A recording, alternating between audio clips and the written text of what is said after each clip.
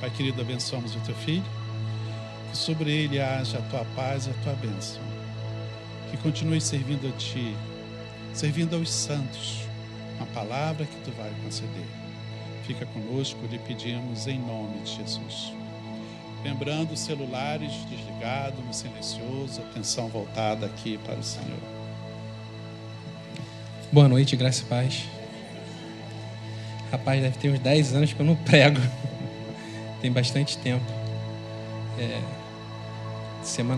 Essa semana, por livre e espontânea pressão, né, da nossa apóstola, que me colocou para pregar. Por livre e espontânea pressão dela, eu vou trazer essa palavra. Mas eu creio que Deus colocou uma palavra no meu coração, que é algo que nós precisamos ouvir. Antes de começar, queria dizer uma coisa aqui muito importante. Eu queria agradecer ao apóstolo por todo o cuidado, o carinho que ele tem tido comigo, pela apóstola.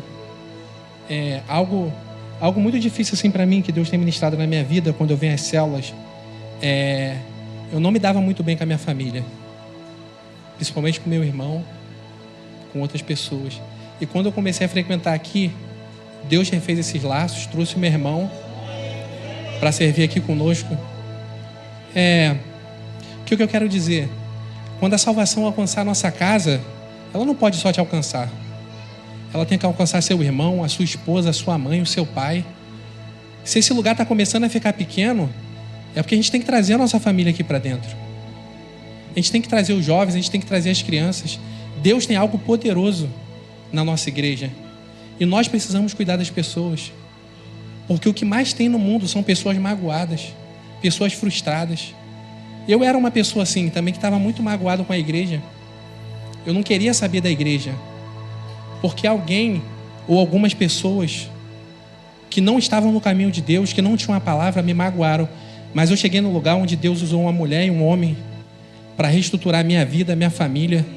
E eu creio que se você chegou aqui hoje magoado, frustrado, Deus não te fez nada. Deus não é culpado. E nessa noite, Ele vai trazer algo na sua vida que você nunca mais vai esquecer. Eu declaro essa noite que a salvação vai chegar na sua casa e na casa da sua família. Aquele seu primo que você não lembra, aquele seu irmão, aquele seu tio, a salvação vai chegar na sua casa através de você. Amém? Para não demorar muito, vamos abrir nossa Bíblia em 1 Samuel 16, 6, 13. A substituição de Saul por Davi. Amém? Podemos ler? Sucedeu que, entrando eles, viu a Eliabe e disse consigo: certamente está perante o Senhor o seu ungido. Porém o Senhor disse a Samuel: não atente para a aparência, nem para a altura, porque eu rejeitei. Porque o Senhor não vê como o homem vê. O homem vê o exterior, porém Deus vê o coração. Então chamou Jessé Abinadab e o fez passar diante de Samuel, no qual disse: nem a este escolheu o Senhor. Então Jessé fez passar a Samar, porém Samuel disse: tampouco escolheu esse o Senhor. Assim fez passar Jessé os seus 7 filhos diante de Samuel. Porém Samuel disse a Jessé: o Senhor não escolheu estes. Perguntou Samuel a Jessé: acabaram-se os teus filhos? Ele respondeu: ainda falta o mais moço, que está apacentando as ovelhas. Disse, pois, Samuel a Jessé: manda chamá-lo, pois não assentaremos à mesa até que ele venha. Então mandou chamá-lo e fez-lo entrar. Ele era ruivo, de olhos belos e boa aparência. Disse o Senhor: levanta-te e unge-o, pois este é ele. Tomou Samuel o chifre de azeite e ungiu no meio dos seus irmãos. Daquele dia em diante, o Espírito do Senhor se apossou de Davi. Então Samuel foi e levantou-se para Ramá. Amém. É algo muito interessante. Obrigado, pastor. Algo muito interessante é que o nome Davi significa o mais amado. Eu sei disso porque foi o nome que eu coloquei no meu filho, né? Davi foi o mais amado de Israel. Ele foi o rei que mais guerreou e que mais conseguiu ampliar os territórios de Israel. Mas voltando aqui para o texto, quando fala aqui: porque o Senhor não vê como o homem vê. Se eu fosse dar um título para essa mensagem, o título seria: o lugar onde você está não te define. O lugar onde você está não te define. O seu problema não te define. A sua limitação não te define. Porque Deus não vê como o homem vê. E eu começo a pensar isso e fazer uma reflexão na minha vida. Quantas vezes a gente olha para algo e fala: pô, acho que é isso aqui que Deus quer para mim. Isso aqui é bom, isso aqui é maneiro, isso aqui é legal, eu vou fazer isso. Mas Deus do céu olha para a gente e fala: quem disse que eu quero isso para você? Como nós somos jovens, nós pensamos: eu vou fazer tal profissão, tal curso, porque isso vai dar dinheiro, eu vou ter uma estabilidade, eu vou ficar legal, eu vou ter uma vida em paz. Mas quem disse que o que você quer é o que Deus quer para você? A gente olha para as coisas e fala assim: eu estou passando por isso, mas se eu fizesse isso eu poderia fazer. E a gente começa a julgar com nossos olhos, querer algo que Deus não quer para a nossa vida. A gente começa a ir por caminhos que Deus não quer para a gente. Deus tem algo maior para a gente. Davi, ele era o mais novo de 8 irmãos. Se você pesquisar, Davi, ele tinha ali entre 13, 14 e 15 anos. Ele era adolescente. Quando eu comecei a ler esse texto, eu falei: cara, por que um adolescente estava num campo cuidando de ovelha e os irmãos, os 3 mais velhos, que são guerreiros, estavam em casa? Isso é bem... por que ele estava trabalhando? Por que ele estava apacentando e os irmãos estavam em casa? Isso é muito forte. Às vezes, a gente acha que Deus não está vendo a gente. A gente acha que Deus não está enxergando a gente. E a gente começa a se perguntar: Deus, por que eu estou fazendo isso? Fulano, Beltrano, não faz? Tem tanta gente capacitada, tanta gente melhor que eu. Por que eu estou fazendo isso? Existe um segredo. Davi já tinha sido enxergado por Deus. Ele ia ser rei. Os irmãos dele não. Vocês entenderam? O que você está fazendo vai colaborar para o plano de Deus na sua vida. Não fica se perguntando: Deus, por que eu faço isso? Começa a agradecer. Deus, muito obrigado por eu fazer isso. Eu ainda não enxergo o que o Senhor quer fazer, mas eu agradeço. O mais interessante é que Davi estava no campo, o profeta chega, ele olha para o primeiro e fala: eu acho que é esse. Deus fala: não, não é esse. Ele olha o segundo, olha o terceiro, olha o quarto, olha o quinto, olha o sexto, olha o sétimo. E não era nenhum deles. Aí o profeta pergunta: você tem mais um filho? Tem mais alguém aí? Sobrou alguém? Sobrou alguém? Fala: tem um pequeno aí que está lá no campo, lá cuidando das ovelhas, tem ele. E o profeta fala: vai lá, chama ele. O que a gente pode aprender aqui? Deus não está preocupado com o seu tamanho. Deus não está preocupado com o quanto você ganha ou deixou de ganhar. Deus não está preocupado se você é forte, se você se acha feio, porque não existe ninguém feio. Se você se acha bonito, Deus quer te usar. Existe algo muito forte quando você vê esse texto. Davi, ele ficava no pasto cuidando das ovelhas e ele já tinha matado um leão e um urso e ninguém sabia. O segredo da vida de Davi não era o que ele fazia quando as pessoas viam ele, era o que ele fazia quando ninguém o via. Davi vivia uma vida que ele dava a vida pela ovelha, ele matava, e os irmãos não sabiam, ninguém, nem o próprio pai sabia. Porque quando o profeta chegou com azeite, ele ofereceu os 7, depois que foi lembrar de Davi. Deus, ele tem visto a minha e a sua luta. Ele tem visto a nossa dificuldade. Fica muito complicado a gente saber da vida de todo mundo, de o que todo mundo passa. Mas Deus vê, Deus sabe, Deus sonda. Você pode passar uma luta lá na sua casa. Você pode enfrentar leões, você pode enfrentar urso. Você pode achar que ninguém está te vendo, mas Deus está te vendo. O mais importante que eu queria falar essa noite é que Deus não procura quem se habilita, Ele procura quem Ele chama. Com certeza aqui no nosso meio deve ter pessoas que pregam mais do que eu, devem ter músicos aqui, devem ter ministros de louvor, devem ter mulheres de oração. Deus tem feito um chamado para você assumir aquilo que Deus te chamou para fazer. Deus não precisa da gente, mas Ele quer que a gente faça a obra de Deus. Deus quer que você pegue as suas mãos e bote na obra de Deus. Amém? E o mais importante, o lugar que nós estamos não nos define. Quantas vezes a gente acha que nós somos aquilo por estarmos numa situação, mas Deus não está preocupado com isso. Eu vou contar um breve testemunho do meu irmão.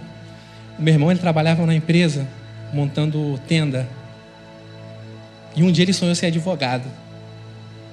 E eu lembro até hoje, meu irmão no sol e na chuva montando tenda, os rapazes que trabalhavam lá: "Aí, doutor, pega a tenda. Vai lá, doutor, carrega peso, vai lá, doutor." Mas dia após dia eu conversava com meu irmão. Se passou 1 ano, se passou 2, se passou 3, se passou 4, se passou 5. Ele se formou um advogado. Se a gente olhar para o que as pessoas acham da gente: você é pobre, você não vai sair do morro. Você é assim, você é assado. O que nós estamos passando não nos define. A nossa luta não nos define. O chamado de Deus na tua vida te define. Você pode te achar pequeno, mas Deus te vê grande. Amém? Só isso, eu não vou demorar muito. Vou demorar muito. Continua? Continua. Meu Deus. Ai, Deus. Mas assim, o mais interessante é que Davi tinha 13, 14, 15 anos. E ele foi ungido a rei. Mas ele só foi ser rei com 30, 31 anos, depois de 16, 17 anos. Existiu todo um processo, todo um tempo. Eu sei que às vezes bate um desespero, porque nós não vemos as coisas acontecerem. Fica complicado, eu sei. Eu lembro que um tempo atrás numa célula, o apóstolo perguntou assim para mim: "Olha, como você se vê daqui a 1 ano?" Eu não sabia responder. Estava, acho que, numa crise pessoal muito forte. Eu não sabia direito quem eu era, onde eu estava, cheio de problema. Vontade de perguntar para ele era: "Pô, não sei nem como é que eu estou vivo, tu quer saber como é que eu vou estar daqui a 1 ano?" Por mais que a gente não faça planos para a gente, Deus tem planos para a gente. Por mais que você não se enxergue daqui a 1 ano, Deus te enxerga. Não vai ser a depressão que vai te matar, não vai ser a falta de dinheiro, o desemprego, a falta de perspectiva de vida. O problema, ele é uma fase, ele é temporário, ele não é eterno. O que Deus tem preparado é eterno, o momento não. E eu fiquei durante um tempo pensando nisso, cara. O que eu vou fazer da minha vida? Poxa, o que vai ser de mim?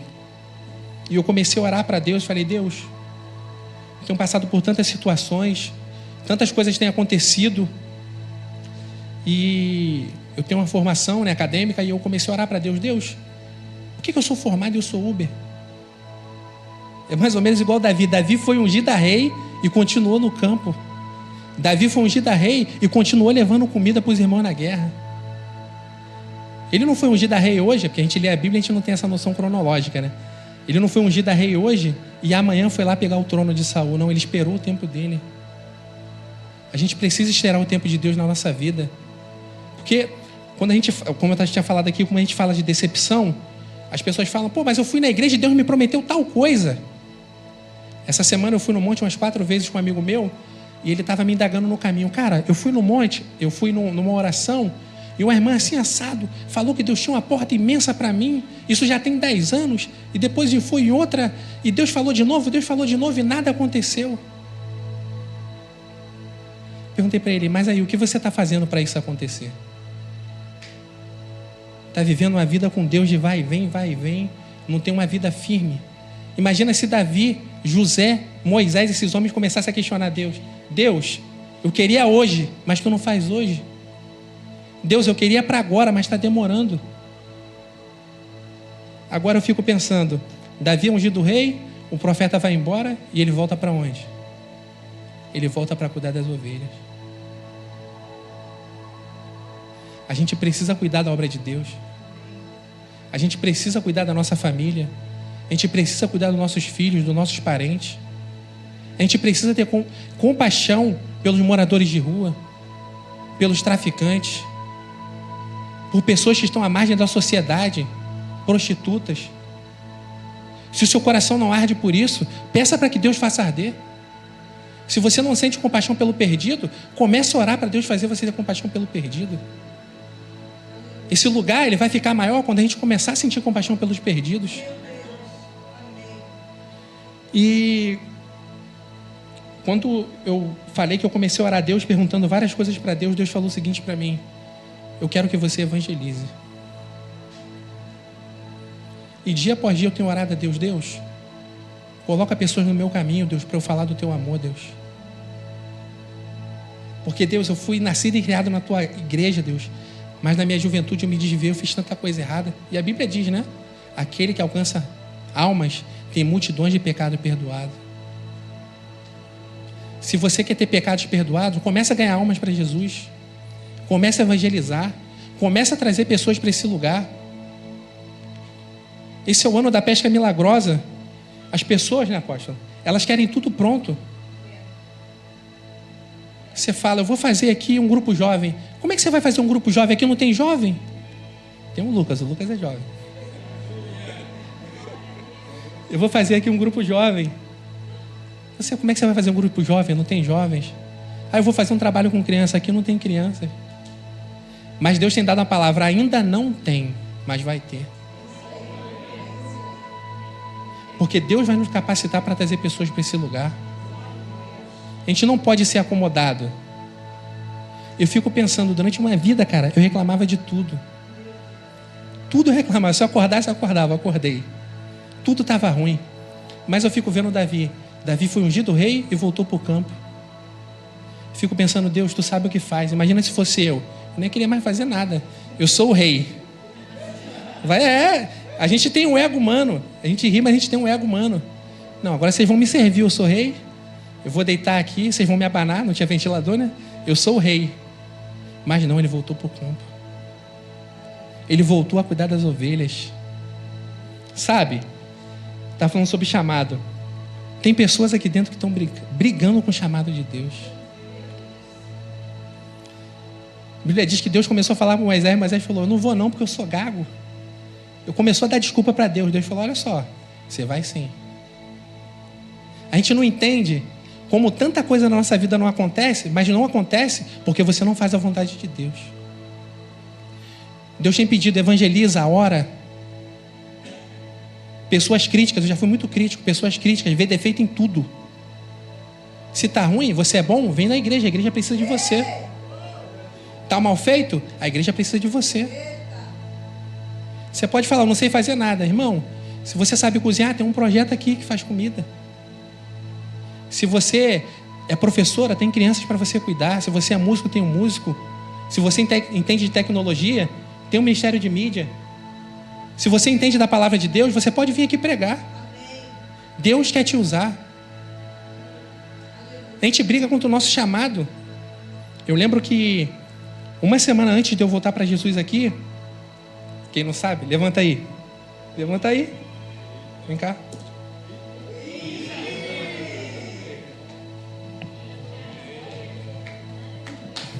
Para quem não sabe, quem me ganhou para Jesus foi esse cara aqui, ó. Eu trabalhava na Uber, eu vim aqui pegar um passageiro, era ele. Rapaz, esse cara começou a falar de Deus para mim, eu estava numa fase muito difícil. Ele começou a falar de Deus para mim e falou, cara, vamos vir na igreja? Uma semana antes, eu tinha ido na igreja lá no centro. Uma mulher que eu nunca tinha visto na minha vida, no final do culto me chamou, falou: eu queria orar por você. Falei: pô, lá vem mais, não aguento mais isso, que as pessoas da Assembleia de Deus, eu não aguento mais, cara. Aí pegou, botou a mão na minha cabeça, orou por mim, e ela falou assim: olha... Obrigado, apóstolo. Olha, você é um grande evangelista, você vai ganhar muitas almas para Deus. Se você levantar sua mão hoje, amanhã Deus começa a trabalhar na sua vida. Ela falou para mim: se você aceitar a Jesus hoje, Deus vai começar a trabalhar na sua vida. Eu falei: se esse pessoal não continuar enchendo a minha paciência, eu vou levantar a mão aqui e vou aceitar Jesus. Eu aceitei.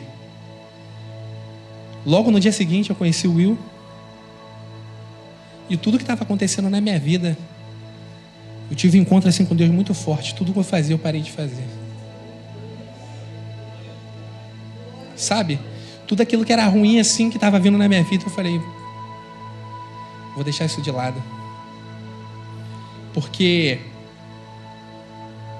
os meus leões, os meus ursos estavam quase me matando. Sabe o que é pior? A gente que é homem, né? A gente sofre, mas a gente não fala.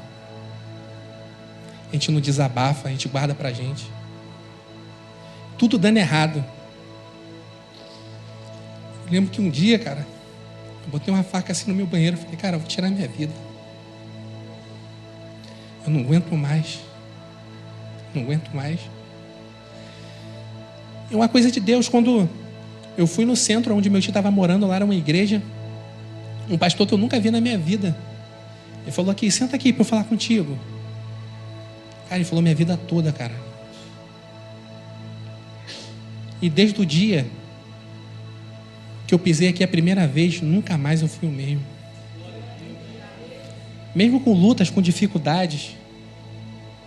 O fato é, o endemoniado gadareno, ele encontra com Jesus, tem um demônio dele expulso, e ele fala para Jesus: eu vou te seguir. E Jesus fala: não vai não. Atravessa o rio aí e vai lá pregar para os seus.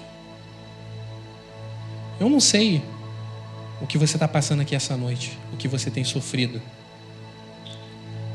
Eu não sou psicólogo, mas acho que aqui tem 2 psicólogas, né? Eu não sou psicólogo, mas muita gente que tem depressão, que tem problema, não aparenta ter, não. Sorri, brinca, faz palhaçada, faz piada, é o engraçado da turma, mas está sofrendo muito. Está passando por cada coisa que a gente nem imagina, mas continua mantendo ali: eu tenho que manter a minha aparência, porque ninguém está vendo, ninguém vai saber. Se é um pai, é uma mãe, eu tenho que manter a minha postura, eu sou o pilar da casa. Assim como Deus viu Davi no campo, Ele está te vendo aqui. Ele está te vendo aqui. Cara, nada é mais importante do que procurar ajuda. Você tem um pastor, você tem líderes, você tem apóstolo. Converse. Mas nessa noite, se você quiser tomar uma decisão, Deus pode começar a te usar hoje. Porque um homem que há 5 minutos estava endemoniado, virou um pregador da palavra de Deus. Amém? Eu gostaria de agradecer a minha oportunidade, eu não vou passar daqui. Mas algo que Deus colocou no meu coração essa semana, enquanto eu li essa palavra, é que aonde a gente está não define a gente.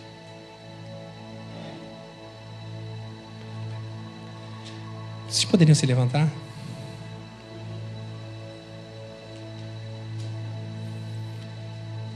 O que Deus tem falado essa noite é que o lugar onde você está não te define.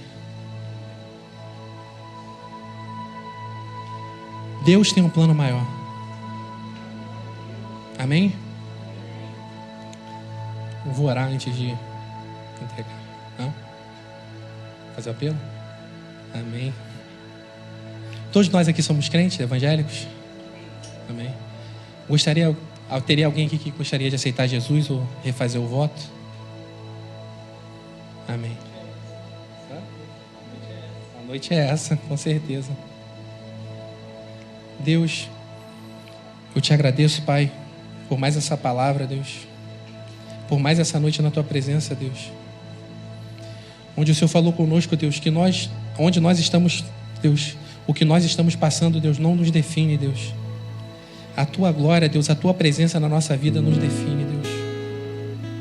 Então, nesta noite, Deus, mesmo que essa pessoa, Deus, não tenha saído do lugar dela para vir aqui receber uma oração, Deus, ali onde ela está, Deus, eu creio que o Teu Espírito Santo pode fazer uma obra, Deus. Eu creio que essa pessoa pode ser, Deus, encontrada, Deus, pelo Teu poder, Deus.